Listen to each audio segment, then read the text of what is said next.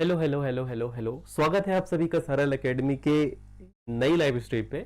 हम बात करने वाले हैं आज ऑर्गेनिक केमिस्ट्री के चैप्टर जिसका नाम है चैप्टर 6 हेलो एल्केन और हेलो एरिन। ये हमारा दूसरा लेक्चर है जिसके अंतर्गत हम पढ़ने वाले हैं एल्केन हैलाइड या फिर आप बोल सकते हो हेलो एल्केन के वर्गीकरण के बारे में कि कैसे हम इसे पहचान सकते हैं अलग अलग माध्यमों से। ठीक है, तो शुरुआत से शुरू करते हैं। जो बच्चा पहली बार भी इस लेक्चर को देख रहा हो तो हमने सामान्य परिचय तो पढ़ चुका है कि क्या होता है हेलो एल्केन और हेलो एरीन, है ना। दोनों चीजें हमने पढ़ चुकी हैं। बढ़िया बात है। फिर भी एक बार आप लोगों को थोड़ा सा रिवाइज करूंगा, बहुत सिंपल एंड स्वीट में 2 मिनट के अंदर पे, तो आप लोगों को पता चल जाएगा कि what exactly is halo alkane and hello arene. आप सभी को पता होगा कार्बन परमाणु होता है, कार्बन परमाणु की बैलेंसिंग होती है 4, और जब ये कार्बन परमाणु 4 हाइड्रोजन के साथ में जुड़ता है कुछ इस प्रकार से, तो हमारा बनता है क्या, हाइड्रोकार्बन, जिसे आप एल्केन के नाम से भी जानते हैं। बस हाइड्रोकार्बन आपका संतृप्त तो होना चाहिए, है ना। ये बात आपको पता है। यहां पर सारे आबंध कैसे है बेटा, एकल आबंध है, सिंगल बॉन्ड है। कैसे है बेटा, सिंगल बॉन्ड है। और जब सिंगल बॉन्ड होते हैं चार के चारों ही, तो यहां पर होता है sp3 संकलन। ध्यान रहे, ये जो रिवाइज मैं आपको कर रहा हूं, ये जो रिवाइज आपका हो रहा है बेटा, ये डिटेलिंग में काम पड़ेगा आगे। अब हमें एक बात और क्लियर थी कि सर ये डबल बॉन्ड जो है, ये जो आपको सिंगल बॉन्ड दिख रहे हैं, डबल बॉन्ड नहीं हो सकते।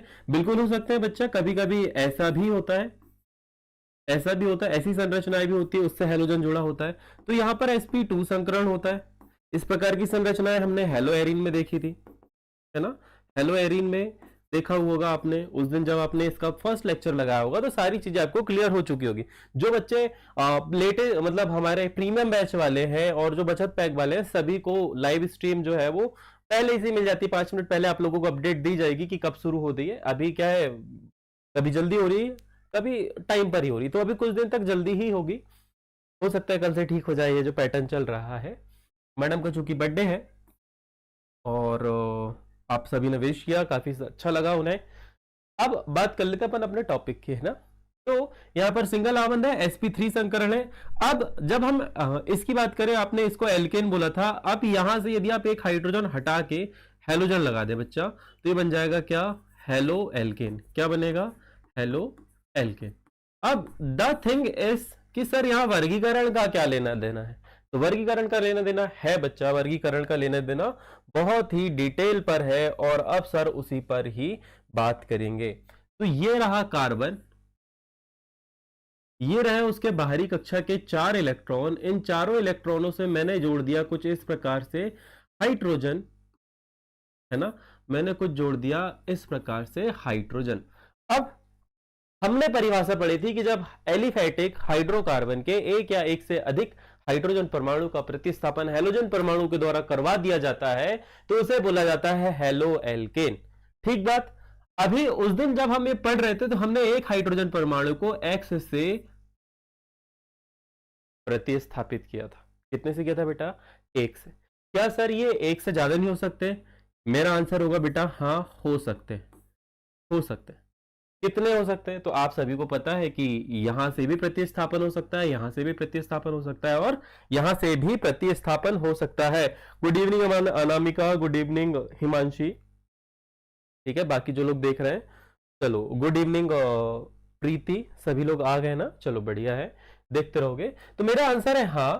तो जो वर्गीकरण का आधार है, जो वर्गीकरण आप करोगे, पहली हेडिंग आप लगाओगे हेलो एल्केन एवं हेलो एरीन, जो का चल रहा था सामान्य परिचय हो गया, उसके जस्ट आप नीचे लिखोगे हेलो एल्केन का वर्गीकरण, और पहला पॉइंट यही डालोगे जो कि मैं आपको बताने वाला हूं। और वो पहला पॉइंट है हेलोजन परमाणु की, हेलोजन परमाणु की संख्या के आधार पर, हेलोजन परमाणु की संख्या के आधार पर। भाई तू भी सिलेक्ट हो जा, चलो बढ़िया, उसे भी सिलेक्ट करके यहाँ पर रख देते हैं। कुछ डिजिटल बोर्ड की ये अच्छी बात है कि अपन कोई भी चीज को मूव कर सकते हैं हेलोजन परमाणु की संख्या के आधार पर, है ना। संख्या ओह संख्या के आधार पर। ये पहली हेडिंग आपकी होनी चाहिए, फर्स्ट हेडिंग। अब बात करते हैं दूसरा। चलिए अतुल जी भी आए हैं, गुड इवनिंग बेटा, good evening good evening good evening, है ना। अब ध्यान से यहां पर एक चीज देखी जाए कि सारे आवन सिंगल है, जब सारे आवन सिंगल होते हैं तो हमें पता होता है sp3 संकरण होता है। कभी कभी क्या होगा बच्चा, कभी कभी ये होगा कि यहां पर आपको डबल बॉन्ड वाली संरचनाएं भी दिखेंगी। क्या होगा, डबल बॉन्ड वाली संरचनाएं भी दिखेगी। तो क्या ऐसी स्थिति पे हैलोजन इससे नहीं जुड़ सकता?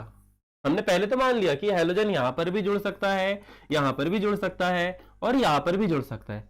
तो हमने बोल दिया, हमने उसको कंसीडर कर दिया कि हैलोजन हैलोजन परमाणु की संख्या के आधार पर पहला वर्गीकरण आपका हो गया।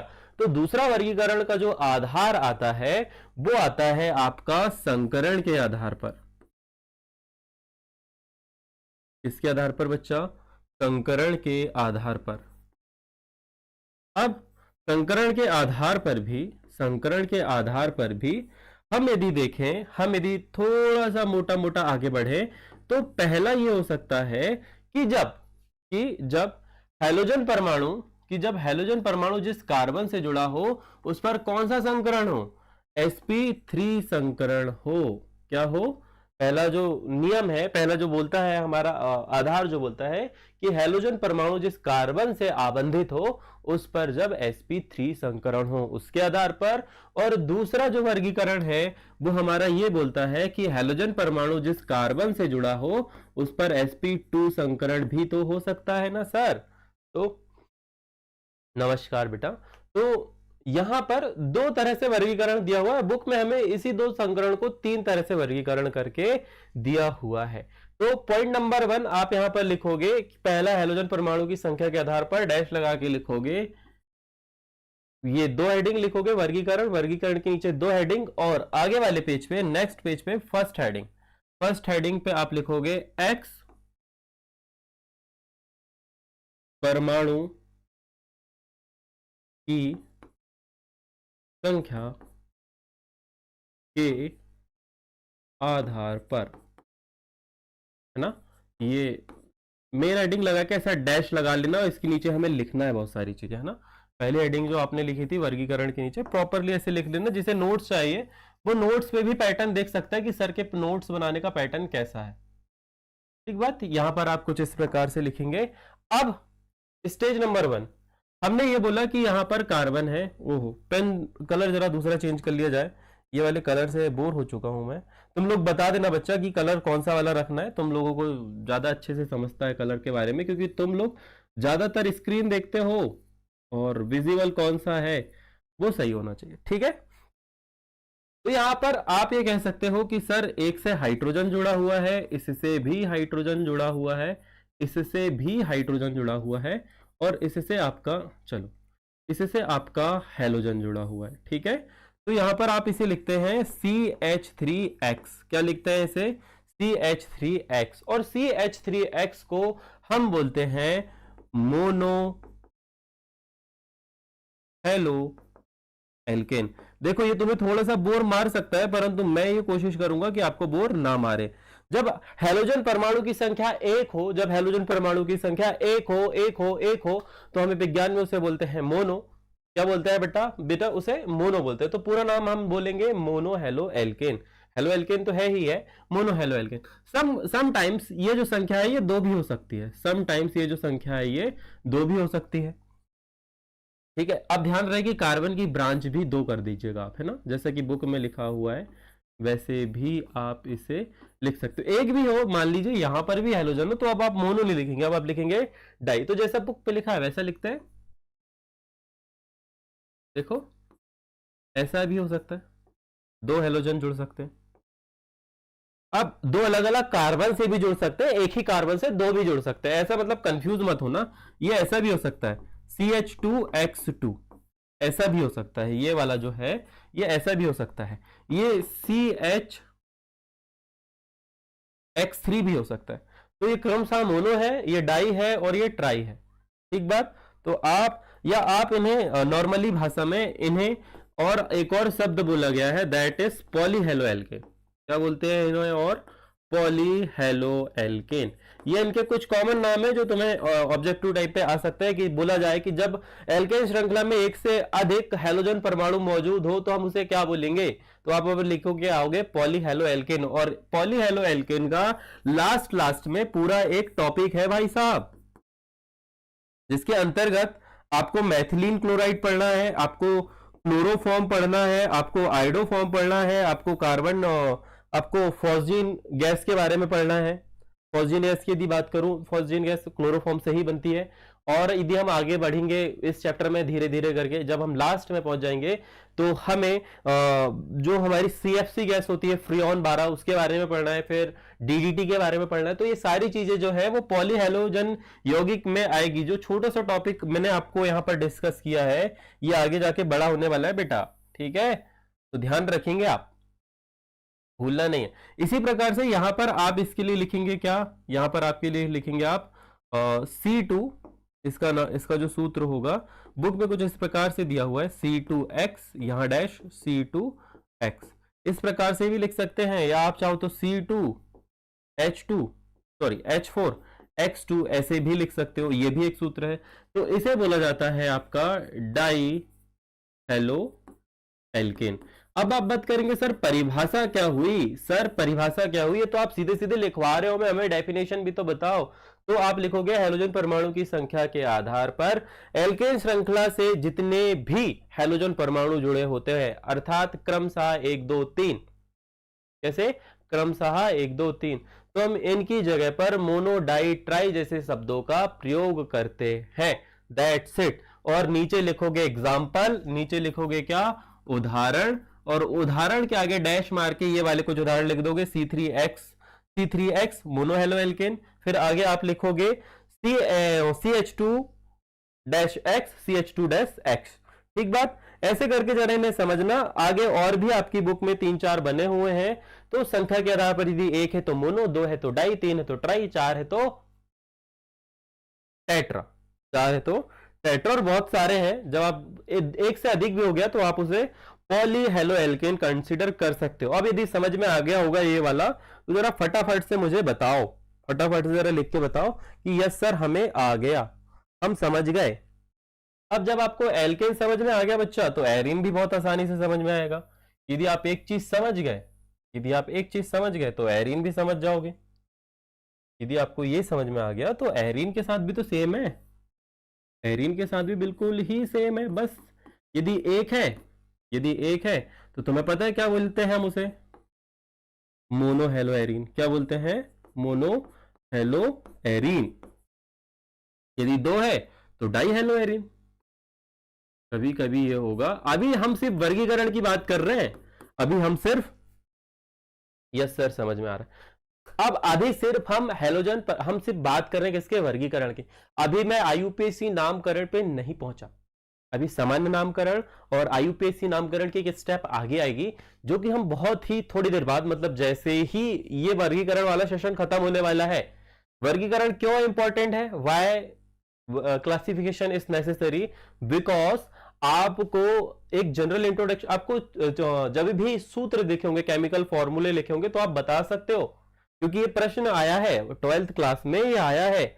आपको ऐसे ही नहीं बोलेगा, आपको कभी ऐसे नहीं बोलेगा कि आप ये उत्पाद बना के बताओ। पता है क्या बोलेगा? मोनोहेलो उत्पाद बना के बताओ, या डाई हेलो उत्पाद बना के बताओ, या पहचान करिए कि ये कौन सा उत्पाद है, कौन सा हेलो एल्केन है, मोनो है, डाई है, ट्राई है। कुछ इस प्रकार से भी प्रश्न देखे गए हैं, तो इसीलिए वर्गीकरण थोड़ा इंपॉर्टेंट है। ठीक इसी प्रकार से यदि हैलोजन परमाणु की संख्या 3 हो जाए तो हम बोलते हैं उसे try hello arene. Got it? आगे बढ़ते हैं। सेकेंड टाइप ऑफ क्लासिफिकेशन, वर्गीकरण पे हम जाते हैं और उसे भी समझ लेते हैं। मैं सोच रहा हूं कि इसे ना मिटाया जाए। आगे वाले पेज पे जाते हैं। अब चलो, यहां पर काफी सारी जगह है। अब आप दूसरी हेडिंग लगा लोगे संकरण के आधार पर। किसके आधार पर लगाओगे बच्चा? संकरण के आधार पर। अब संकरण के आधार पर 2 प्रकार के वर्गीकरण हैं। तो हम सबसे पहला वाला पॉइंट लेके चलते हैं, फर्स्ट पॉइंट जिसके नीचे आप लिखोगे ए, जब एक्स परमाणु sp3 संकरित, क्या लिखेंगे, sp3 संकरित कार्बन से आबंधित हो। पूर्ण तरह से केमिस्ट्री वाले वर्ड यूज करता हूं मैं, आबंधित हो। ठीक बात, ये बड़ी इंपॉर्टेंट बात है। संकरण के आधार पर ऑप्शन ए डालोगे, जब एक्स परमाणु sp3 संकरित कार्बन से आबंधित हो। तो क्या स्थिति हो सकती है बच्चा, क्या स्थिति हो सकती है, अब हम प्रिडिक्ट करके सारी चीजें समझेंगे। बहुत सारी स्थिति होती है। एक प्रकार का वर्गीकरण तो आप पढ़ चुके हो कि भाई साहब यहां पर जो कार्बन है इसके 4 इलेक्ट्रॉन है। ये 4 इलेक्ट्रॉन तुम्हारे दिमाग में घुस जाने चाहिए कि कार्बन की बाहरी कक्षा में जब भी वो आबंध बनाएगा उसकी बैलेंसिंग जो है वो 4 की होती है। जब तक ये 4 का आंकड़ा तुम पार नहीं कर पाओगे तब तक तो ये चैप्टर भूल ही जाओ। ये क्या, कार्बन से जुड़ा हुआ कोई भी चैप्टर भूल ही जाओ, 4 वाला आंकड़ा पता होना चाहिए। अब यहां से तुम्हें मिटाना है किसे, एक हाइड्रोजन को मिटा दिया बच्चा, ये एक हाइड्रोजन को मिला के यहां पर आप हेलोजन जोड़ दिए। सामान्य भाषा में आप लोगों ने इसे हेलो एल्केन बोला था। क्या बोला था बच्चा, हेलो एल्केन, बढ़िया है, हेलो एल्केन। और इसी का सामान्य नाम होता है एल्किल हैलाइड। क्या बोलते हैं इसे, हेलो एल्केन और एल्किल हैलाइड। कुछ जगह पर आपको एल्किल हैलाइड भी देखने को मिलेगा। तो ये दिस इज अ मेन संरचना, हम इसे क्या मानते हैं, मुख्य संरचना, हेलो एल्केन की मुख्य संरचना। ठीक है, अब जो भी परिवर्तन हो जाए, चाहे भूकंप आ जाए, क्या हो, भूकंप आ जाए, ये जो हेलोजन है ये जिस कार्बन से जुड़ा होगा इस पर ऑलवेज sp3 संकरण रहेगा। दिमाग में ध्यान रखना कि हेलोजन जिस कार्बन से जुड़ा है भले ही भूकंप आ जाए, बाढ़ आ जाए, इस पर sp3 संकरण ही रहेगा। ये वाले कार्बन पे संकरण कार्बन पे होगा। ठीक है, इस पर कौन सा संकरण रहेगा, sp3 संकरण। फटाफट से जरा कितने लोग हो मुझे बताओ, कमेंट करो, सर हमें समझ में आ रहा है। सिर्फ एक ही बच्ची का मुझे कमेंट आया है, तो जरा देख के बताओ क्या तुम्हें समझ में आ रहा है, और इजी बताऊं, इतना ही ठीक है, क्योंकि ऑर्गेनिक केमिस्ट्री अच्छों को समझ में नहीं आती भाई साहब। हाँ सही बात है, ऑर्गेनिक केमिस्ट्री के नाम सुनते ही तुम लोग कल टी हो जाते हो। मैं बोलता हूं तुम कल क्यों टी हो रहे हो, आज टी पी लो भाई। Good to go. चलो ध्यान से देखो, ये मुख्य श्रृंखला है, अब इसमें होंगे कुछ परिवर्तन। इस श्रृंखला से सबसे पहले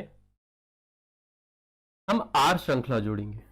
आर श्रृंखला बोले तो सर जहां जहां आपको H दिख रहे हैं, ये संरचना ऐसी रहेगी, sp3 संकरण रहेगा, एक कम से कम एक हेलोजन परमाणु तो जुड़ा ही रहना चाहिए, तभी तो हम उसे हेलो एल्केन बोलेंगे।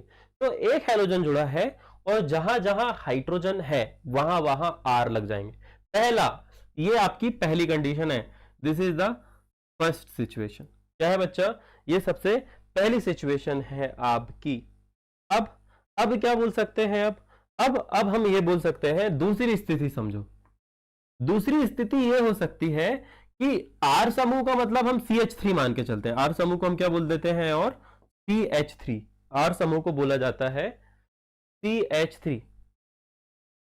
कहां से बताऊं रे बेटा, कहां से बताऊं, इस पर sp3 संकरण है, यहां पर X परमाणु जुड़ा हुआ है। कहां से रिपीट करना है वो भी लिख के बताना।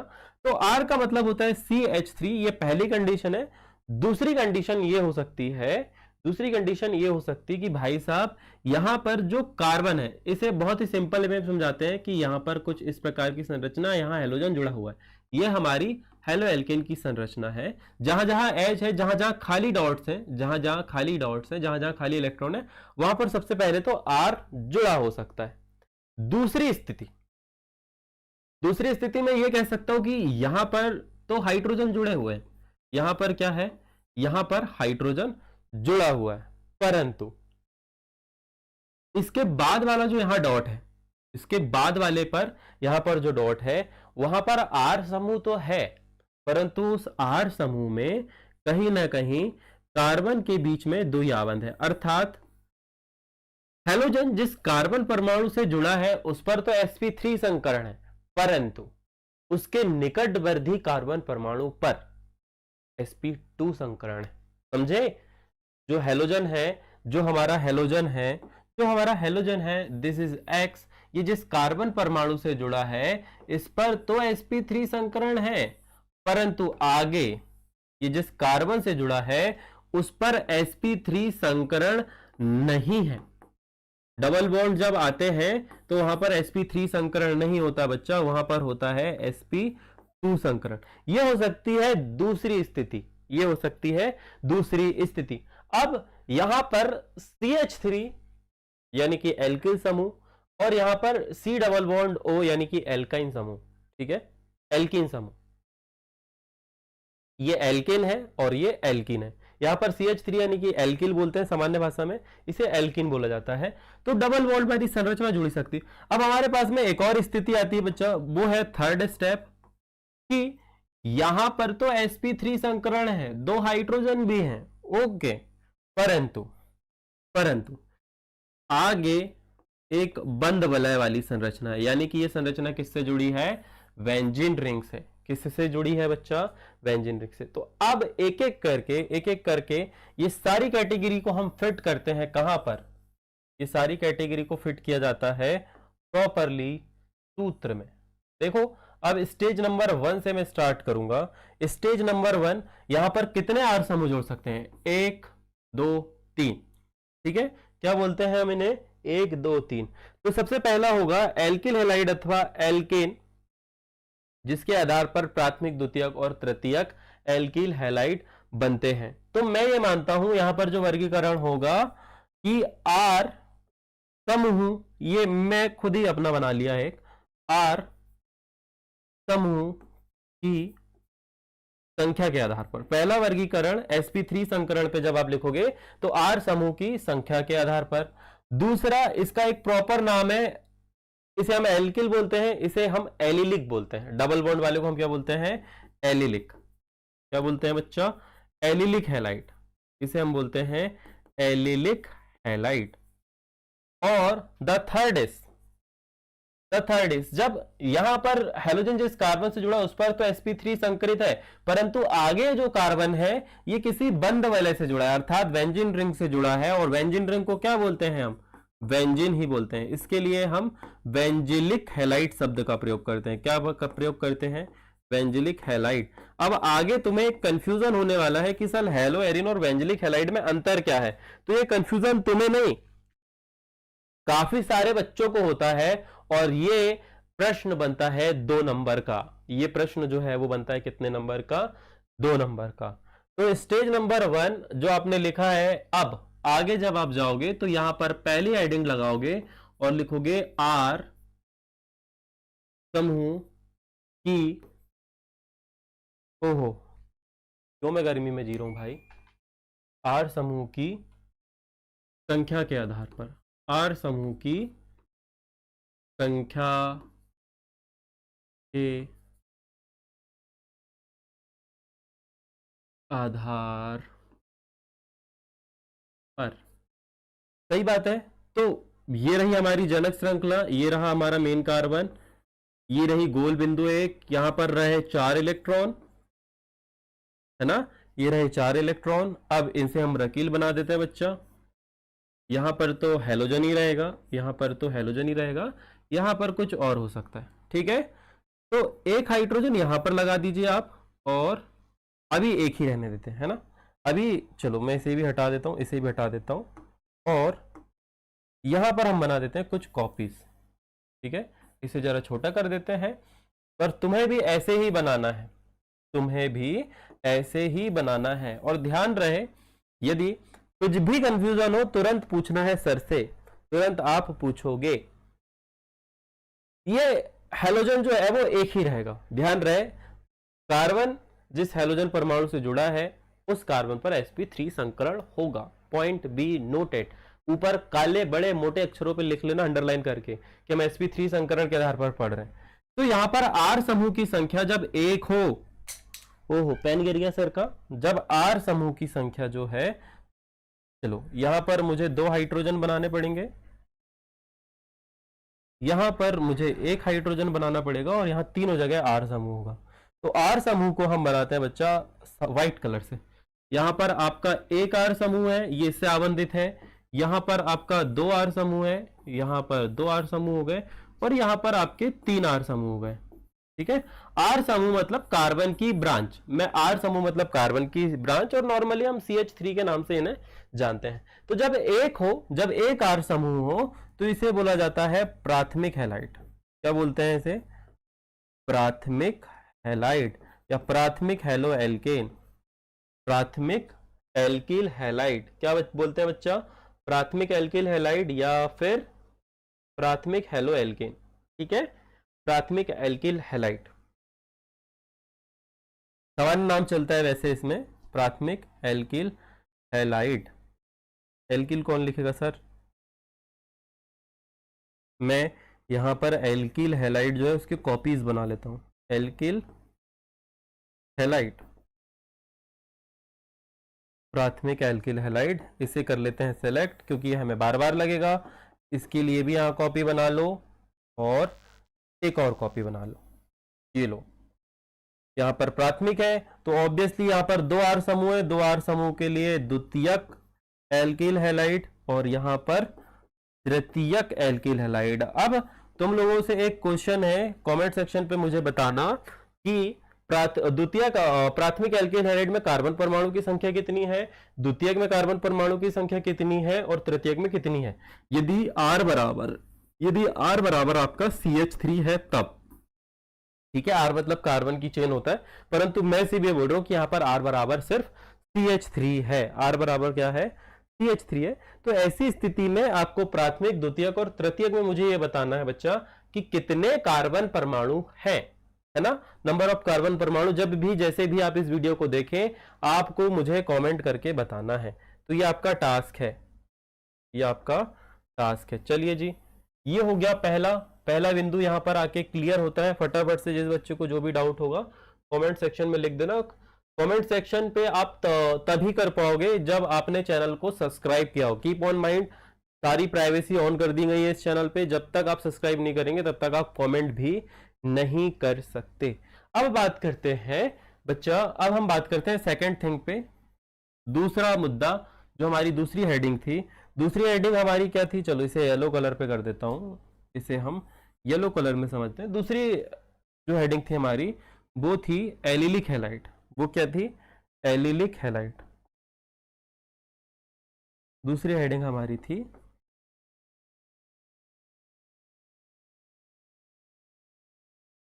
एलिलिक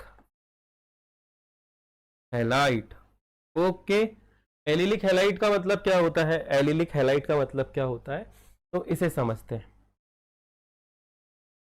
इसकी परिभाषा R समूह की संख्या के आधार पर, तो आप इसकी परिभाषा यदि लिखना चाहो तो इस प्रकार से लिखना कि हैलोजन जिस कार्बन परमाणु से जुड़ा हो उस पर तो sp3 संकरण होता है, परंतु उस कार्बन से क्रमशः 1, 2, 3 R समूह जुड़े हो सकते हैं, जिसके आधार पर हम उनका नाम प्राथमिक, द्वितीयक एवं तृतीयक हैलाइड रख सकते हैं।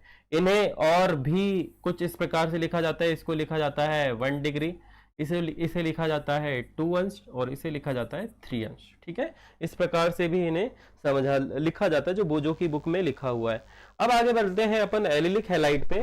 एलिलिक हैलाइड में ये बे यौगिक होते हैं जिनमें हैलोजन परमाणु कार्बन कार्बन द्वि आबंधित कार्बन से सीधे न जुड़ोगे निकटवर्ती कार्बन से जुड़ा होता है। अर्थात ये जो कार्बन है ये हैलोजन से जुड़ा हुआ है, यहां पर तो sp3 संकरण होगा, परंतु इसके आगे वाला जो कार्बन है उस पर कहीं द्विआबंध होगा, उस पर क्या होगा? sp2 संकरण होगा। इसे ही हम बोलते हैं एलिलिक हैलाइड। इसे ही हम क्या बोलते हैं? Allylic halide. कहां चले गए रे तुम लोग? मैं देख नहीं रहा हूं क्या? वो कमेंट करो जरा फटाफट से, क्या कहानी है, कैसी क्या कहानी है, तुम लोगों को समझ में आ रहा है कि नहीं आ रहा? क्योंकि ये वैसे ही बहुत बेसिक चैप्टर है, इससे ज्यादा आसान नहीं हो सकता मेरे हिसाब से। इससे ज्यादा आसान तो और अपन नहीं कर सकते कि हैलोजन जिस कार्बन से जुड़ा है उस पर sp3 संकरण, उसके आगे वाले कार्बन पर sp2 संकरण। इसके आधार पर भी अलग अलग प्रकार के वर्गीकरण आपको देखने को मिलेंगे, परंतु अपन एक ही का उदाहरण लेते हैं। अपन एक ही का उदाहरण ले लेते हैं। चलो इसे मिटा दिया जाए, ये मैं मिटा देता हूं। अब ध्यान से देखोगे कि यहां पर दो तरह की स्थितियां हो सकती हैं यहाँ C2X होगा, आगे जिस कार्बन से जुड़ा होगा उस पर क्या होगा, उस पर द्विआबंध होगा, तो यहाँ H होगा, यहाँ CH2 होगा। ये एक उदाहरण है जिसे आप बोलेंगे एलिलिक हैलाइड। यहाँ पर ये प्राथमिक एलिलिक हैलाइड है, ये हाइड्रोजन यहाँ से हट जाएगा तो द्वितीयक एलिलिक हैलाइड हो जाएगा, एक और हाइड्रोजन हट जाएगा तो तृतीयक एलिलिक हैलाइड हो जाएगा। अब ये बंध संरचनाओं में भी होता है, ध्यान रहे, बंध संरचनाओं का मतलब वेंजीन नहीं होता, बंध संरचनाओं का मतलब सिर्फ वेंजीन नहीं होता, साइक्लोहेक्सेन और हेक्सीन भी होता है। तो मान लीजिए कोई साइक्लोहेक्सेन की संरचना है, अर्थात यहाँ पर जो कार्बन है उन कार्बन के बीच में द्विआबंध है। क्या है बच्चा, कार्बन कार्बन के बीच में द्विआबंध है इस प्रकार से, और आगे जिस कार्बन से जुड़ा है, जैसे कि यहाँ पर क्या है, हैलोजन, तो यह भी एलिलिक हैलाइड का उदाहरण है, यह भी क्या है, एलिलिक हैलाइड का उदाहरण है। अच्छा, इसकी बड़ी संरचना तुम्हारे लिए बना देता हूं क्योंकि ये मेरे लेवल का हो रहा है, तुम्हारे लेवल का थोड़ा सा आसान। इसी संरचना को यदि आप यहां से ध्यान से देखोगे तो ये कुछ इस प्रकार से होगी, यहाँ कार्बन होंगे, यहाँ 2 हाइड्रोजन होगा, यहाँ आगे आप जाओगे यहाँ कार्बन होंगे, यहाँ पर भी 2 हाइड्रोजन होगा, क्योंकि ये बेंजीन की संरचना नहीं है, इकाई की संरचना है, ये साइक्लोहेक्सीन की संरचना है। ये लो, ये बन गए। इस वाले कार्बन को आप एक हाइड्रोजन दे दीजिए तो इसके भी 4 आबंध हो जाएंगे। देखो सभी ने 4-4 आबंध बना लिए, बैलेंसिंग कंप्लीट हो गई। तो ये संरचना है। तो यहाँ पर जो कार्बन जुड़ा है, यहाँ पर जो कार्बन जुड़ा है, इस पर यदि हम ध्यान से देखेंगे तो sp3 संकरण है, परंतु इसके आगे वाला जो कार्बन है इस पर यहाँ पर क्या है, sp2 संकरण है। और यही तो एलिलिक हैलाइड की परिभाषा है, यही तो एलिलिक हैलाइड की परिभाषा है बच्चे। आगे बढ़े, अब थर्ड पे आए, अब हम आगे बढ़े। आज ये वर्गीकरण वाला टॉपिक जो है वो फटाफट से खत्म ही कर देता हूं मैं, ज्यादा लंबा नहीं रखते हैं, क्योंकि लाइट गोल हो गई थी, इस वजह से लाइव स्ट्रीम थोड़ी सी डिले हो गई, अदरवाइज बहुत पहले स्टार्ट कर देते हम लोग। क्या है, लाइट का थोड़ा सा इश्यू चलता है 6 बजे के पहले, 6 बजे के बाद स्टेबल लाइट आती है, इस वजह से 6 के बाद में हमने स्टार्ट किया। अब जो थर्ड पॉइंट आपने देखा था, थर्ड पॉइंट आपने जो समझा है, आपने जाना है, आपको पता है कि जो आपका C-X है, ये जो C-X है, ये वाली संरचना आपके वेंजीन वलय से जुड़ी होगी। किससे जुड़ी होगी, वेंजीन वलय से जुड़ी होगी। और जब ये ऐसी संरचना जुड़ी होती है तो आप लोगों को पता है उसे क्या बोलते हैं, उसे बोला जाता है वेंजेलिक हैलाइड। उसे क्या बोला जाता है, वेंजेलिक हैलाइड। ओके, तो मैं ये सब राम कहानी मिटा के, मैं ये राम कहानी मिटा के, यहां से ये राम कथा मिटा के सिंपल सी हेडिंग तुम्हारे लिए लगा देता हूं, जो कि होगी वेंजेलिक हैलाइड की। हम इन सबको एक साथ सेलेक्ट कर लेते हैं और यहां से थर्ड नंबर की हेडिंग लगा के ऊपर कर देते हैं। ठीक है, बढ़िया है, मस्त मजे में चंगा सी। ये वेंजेलिक हैलाइड, वेंजेलिक हैलाइड का सीधा सीधा रोल है कि हैलोजन परमाणु जिस कार्बन से जुड़ा है वो आगे वेंजीन वलय से जुड़ा है, ऐसी संरचना वेंजेलिक हैलाइड से कहलाती है। अब आप बोलेंगे सर आप जल्दी जल्दी क्यों करवा रहे हो, तो ये बेटा जल्दी वाला ही टॉपिक है, 2-3 बार रिवाइज करके देखना। मैं नहीं चाहता कि एक बार में थोड़ी ना समझ में आती केमिस्ट्री, तुम्हें क्या लग रहा है एक बार में समझ में आ जाएगी? इतने सारे वैज्ञानिकों योगदान है, तुमको क्या लग रहा है उसने उन सभी लोगों ने एक ही बार में निष्कर्ष तक पहुंच गए? नहीं, टाइम लगता है, इट्स टेक टाइम। हर चीज जो भी आपको समझनी है, जाननी है, उसको टाइम देना पड़ता है भाई साहब, धीरे धीरे समझ में आती है, ऐसे थोड़ी ना आएगी। केमिस्ट्री है ये, टॉपर डिसाइडर पेज होता है। हमको कल हमारा छोटा एक साला मिला तो वो बहुत अच्छा सा मैडम की तारीफ करते हो, क्या पढ़ाती हो यार मैडम आप, हम खुश मतलब हमें थोड़ी सी जेलसी हुई है। मैं कहा हम नहीं पढ़ाते सही। अरे बोले कहाँ, सप्लीमेंट्री आ रही लोगों को, आधे लोगों को आ गई सप्लीमेंट्री। तो यार बच्चा दिक्कत यही है, सप्लीमेंट्री क्यों आई, तुम इस पर नहीं जा रहे हो, क्यों आई? क्योंकि भाई साहब उन लोगों ने ध्यान नहीं दिया। टू बी ऑनेस्ट, जो बच्चे सिंसियर होते हैं ना उनके नंबर आते हैं, उन्होंने 80 के प्लस स्कोर किया है। कुछ बच्चे हमारे ऐसे हैं जो रेगुलरली, जब हम इंपॉर्टेंट क्लासेस के नोट्स बनवा रहे थे आखिरी में, वो सिंसियरली व्हाट्सएप पर मैसेज करते थे हमें कि सर लाइव क्लास होगी या नहीं। अब मैं नाम लेके क्या ही बताऊं, पुरानी लाइव स्ट्रीम देखना, हमने नाम बोला है उन बच्चों का, और उन बच्चों के स्कोर कार्ड देखना। जब भी टॉपर का डिस्कशन होगा, जब भी टॉपर सेलिब्रेशन होगा, तुम्हें उनकी शक्ल देखने को मिलेगी। नाम क्या बताऊं, यशिका हो गया, खुशी हो गई, टीना हो गई, लक्ष्मी हो गई। इनके पर्सनल व्हाट्सएप मैसेज आते थे कि सर क्लास है कि नहीं है, इंपॉर्टेंट बता दीजिए, कैसे पढ़ाना है, क्या पढ़ना है। इवन मेरे को अभी भी याद है कि जिस दिन आपका केमिस्ट्री का एग्जाम था उसके एक दिन पहले एक रासायनिक बलगतिकी का मैंने एक चैप्टर उठाया था, उसमें से 5 न्यूमेरिकल करवाए थे और बोल दिए थे बच्चा कि इसमें से एक न्यूमेरिकल आएगा ही, और देख लेना वही न्यूमेरिकल आया है। यदि तुम्हें ऐसी लिंक चाहिए तो कॉमेंट कर देना नीचे। और टेस्ट, यदि तुम प्राइम बैच के बच्चे हो, प्रीमियम बैच के, तो तुम्हें क्या बोलते हैं, क्वेश्चन पेपर का भी एक्सेस मिल जाएगा। तो मैं तुम्हें बता दूंगा कि उसमें कौन सा क्वेश्चन तुम्हें देखना है, ठीक बात। तो जुड़े रहो, समझते रहो, टाइम लगेगा, एक बार में थोड़ी ना समझ में आती। कैसे मैं केमिस्ट्री के लिए बार बार बोल रहा हूँ कि एक बार में समझ में नहीं आएगी। और कुछ बच्चे तो ऐसे भी करे, तो पानी वानी मार के बिल्कुल सो के पूरी नींद लेके मुंह धुल के और फिर आना इसे पढ़ने। ऐसे डायरेक्ट उठ के तो बिल्कुल मत जाना, क्योंकि एक बार में समझ में नहीं आएगी भाई साहब। कोशिश मेरी पूरी रहेगी कि एक बार में आ जाए, परंतु फिर भी तुम अपनी एश्योरिटी के लिए कम से कम 2 से 3 बार लेक्चर को देखो, क्योंकि एक बार में तो नहीं आएगी। कोई कितना ही बोल दे कि एक बार में मैं समझा दूंगा, परंतु मैं नहीं मानता कि बच्चों की जब तक अंदर से विल पावर ना हो तब तक वो नहीं समझ पाते। तो बेस बनाओ, बेस बनाने की कोशिश है। मेरे लेक्चर थोड़े लंबे होंगे परंतु तुम्हें समझ में आएगा, है ना, भरोसा रखो मेरे पे। चलो आगे बढ़े। वेंजिलिक हैलाइड, बड़ी सिंपल सी लॉजिक है कि भाई साहब हैलोजन जिस कार्बन से जुड़ा है वो आगे एक बेंजीन वलय से जुड़ा है। ऐसी संरचना ही आपकी वेंजिलिक हैलाइड कहलाती है। क्या कहलाती है? वेंजिलिक हैलाइड। कितना आसान है ये, कितनी सिंपल सी बात है यार। और एनसीईआरटी से अच्छी तो कोई बुक ही नहीं है, एनसीईआरटी से अच्छी कोई बुक ही नहीं है वेंजिलिक हैलाइड। अब यदि इसको मैं आर समूह मान लूं, इसको मैं आर समूह मान लूं, तो ये है प्राथमिक वेंजिलिक हैलाइड। क्या है बच्चा? प्राथमिक वेंजिलिक हैलाइड। प्राथमिक वेंजिलिक हैलाइड कौन लिखेगा सर? हैलाइड, ठीक है। अब मान लो यहां पर बेंजीन रिंग तो है, बेंजीन रिंग को चलो एआर से दर्शा देता हूं। यहां कार्बन है, यहां पर एक एक्स है, यहां एक हाइड्रोजन है, यहां पर एक आर समूह, यानी कि खुली संरचना हो, बंद संरचना हो, व्हाटएवर कुछ भी हो, तो उसे बोला जाता है द्वितीयक वेंजिलिक हैलाइड। मान लीजिए ये वाला भी निकल गया, यहां पर भी आर जुड़ गया, तो ये हो जाता है तृतीयक वेंजिलिक हैलाइड। इस प्रकार से आपको इसे समझना है। और कैसे आसान कर दूं बताओ? और कैसे कैसे कैसे हाउ, टेल मी, कमेंट ना। जब भी देखोगे बताना कि सर समझ में नहीं आ रहा। कुछ बच्चे तो करते हैं, कुछ बच्चे मुझसे बड़ा हेट करते हैं क्योंकि उनके स्कोर नहीं आ पाए, और इसमें मेरी गलती थोड़ी ना यार, उन्होंने नहीं पढ़ा। तो आज ही मालूम चला मुझे ये बात। I know everything. चलो बढ़िया है, कोई बात नहीं। सारे लोग आपको लाइक करें ऐसा थोड़ी ना हो सकता। सबको खुद ना खुश करने बैठे हैं, है ना। जो हो रहे हैं सो होए, जो दुखी है सो होए। दुख अपने अपने कारण है, अपने पापों के कारण दुखी है, मेरे कारण थोड़ी ना दुखी है। पढ़ेगी नहीं, साल भर नहीं पढ़े, सर चिल्ला रहे पढ़ लो पढ़ लो पढ़ लो, नंबर आ जाएंगे रे। नहीं पढ़ेंगे तो कहां से आएंगे? एक होता है मुझे करना है करना है करना है, एक होता है मुझसे हो ही नहीं रहा। क्यों नहीं हो रहा? क्योंकि तुमने प्रयास नहीं किया। चलिए आगे बढ़ते हैं।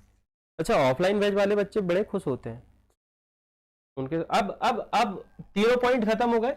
अब हम बात करते हैं बहुत ही इंपॉर्टेंट, जब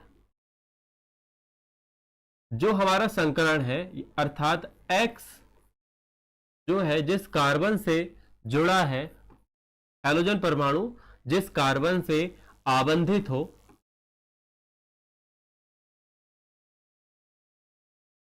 आबंधित तो क्या कर दिया हमने? आबंधित, हम की विधि आबंधित हो, उस पर sp2 संकरण। क्या हो बच्चा? sp2 संकरण, है ना। C-X, चलो मैं थोड़ा सा इसे ठीक कर दूं, ये तुम लोगों को थोड़ा ठीक नहीं लगेगा। अपन इसको ऐसा करते हैं C-X, यानी कि हैलोजन परमाणु जिस कार्बन से जुड़ा हुआ हो उस पर क्या हो? sp2 संकरण। तो यहां पर हमें सिर्फ एक ही प्रकार, 2 प्रकार की संरचनाएं मिलेगी। 2 प्रकार की संरचनाएं कैसी? तो सबसे पहले ये हो सकता है बच्चा कि जो कार्बन है ना, जो कार्बन है हमारे, इन पर क्या होगा? इन संरचनाओं पर डबल बॉन्ड होगा, है ना। मैं बहुत फास्ट पढ़ा रहा हूं, ये बहुत ज्यादा फास्ट है, इट्स टू क्विक। तो यहां पर 2 हाइड्रोजन होंगे, सिंपल है। यहां पर आपके 2 हाइड्रोजन होंगे, यहां पर आपका एक हाइड्रोजन होगा और एक क्या होगा? हैलोजन होगा। एक ये संरचना होती है, तो हमें पता है इसे एलिफेटिक यानी कि खुली संरचना बोलते हैं। इसे क्या बोलते हैं हम? एलिफेटिक संरचना। इसे हम बोलते हैं एलिफेटिक संरचना। और एक दूसरी संरचना ये होती है कि ये कुछ इस प्रकार से होगा, जस्ट लाइक दिस, और यहां पर हेलोजन जुड़ा हो। तो दो प्रकार की संरचनाएं होती हैं कि जब भाई साहब ये अब खुली बंद भी हो सकती है ना, एक ऐसी संरचना भी तो होती है, ऐसी संरचना, ऐसी, ठीक है।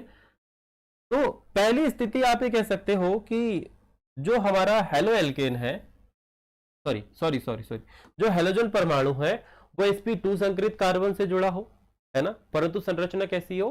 खुली हो, या फिर एल्केन की हो, जैसे कि ये वाली संरचना आपकी एलिफेटिक संरचना है और हेलोजन जिस कार्बन परमाणु से जुड़ा है sp2 संकरण है। क्या है? sp2 संकरण है। तो इसकी परिभाषा ध्यान से देखोगे कि जब जब जब जब हेलोजन परमाणु जिस कार्बन से आबंधित हो और उस कार्बन पर sp2 संकरण हो, ऐसी संरचना को हम वाइनिलिक हैलाइड बोलते हैं। क्या बोलते हैं? वाइनिलिक हैलाइड, वाइनिलिक हैलाइड, ठीक है। एल्केन हो, ध्यान रहे, एल्केन हो, कार्बन कार्बन पर द्वि आबंध हो। एल्केन का मतलब संरचना खुली भी हो सकती है, बंद भी हो सकती है, जैसे कि यहां पर ये साइक्लोहेक्सीन है। क्या है बच्चा? साइक्लोहेक्सीन है।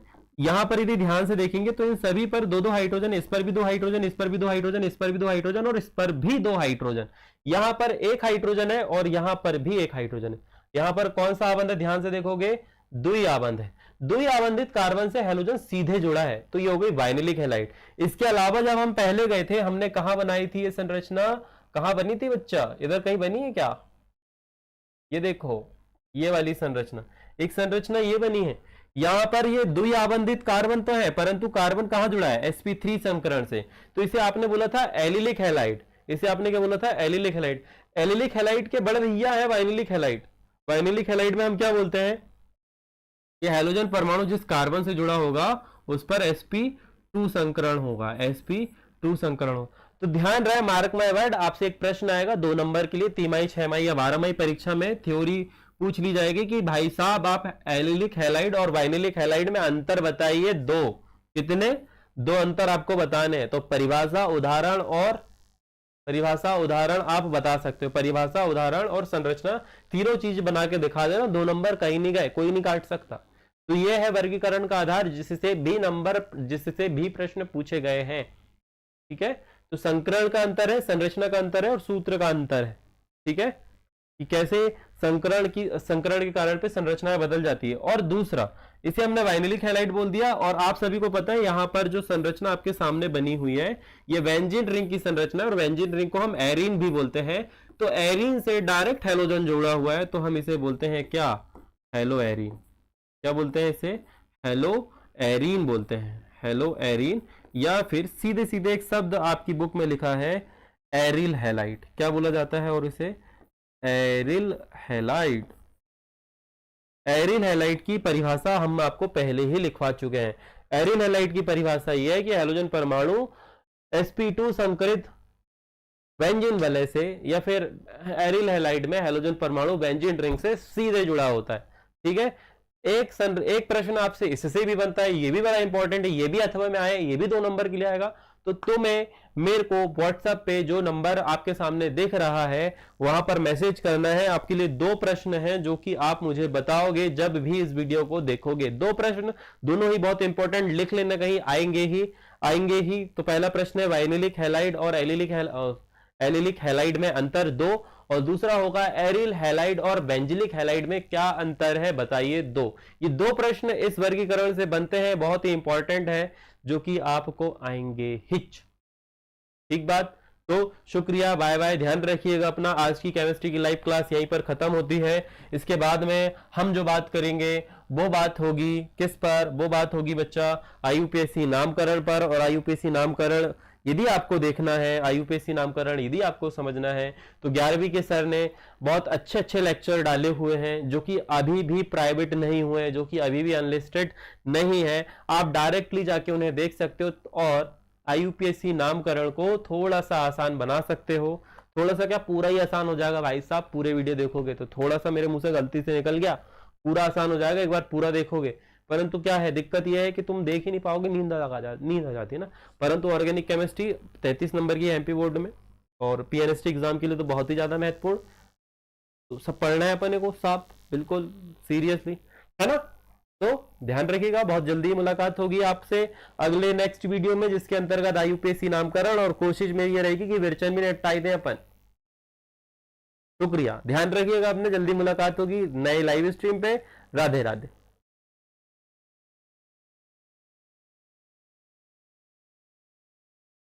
हेलो।